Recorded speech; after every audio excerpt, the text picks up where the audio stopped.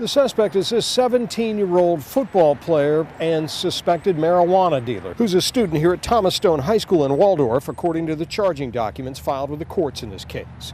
The alleged killer is Daryl Edward Freeman, who went by Diesel and Big Daryl on one of his social media accounts, according to investigators. Freeman is accused of allegedly shooting and killing 17-year-old Bradley Brown Tuesday evening in the driveway of Brown's home on Warehouse Landing Road in the Bryans Road section of Charles County. The victim was an Eagle Scout and the son of a veteran Prince George's County homicide detective, according to sources close to the family.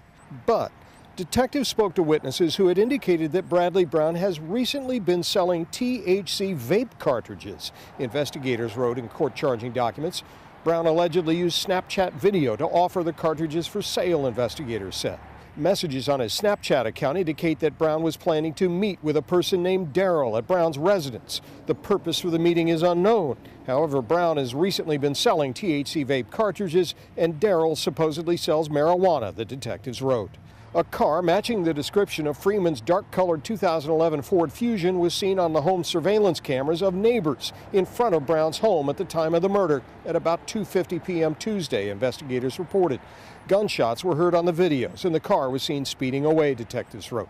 A handgun belonging to the victim's police officer father was found on the ground near his body. According to investigators, the gun had not been fired. Detectives reported in the court documents they have not determined whether or not Freeman had anybody else with him in the car when the murder happened.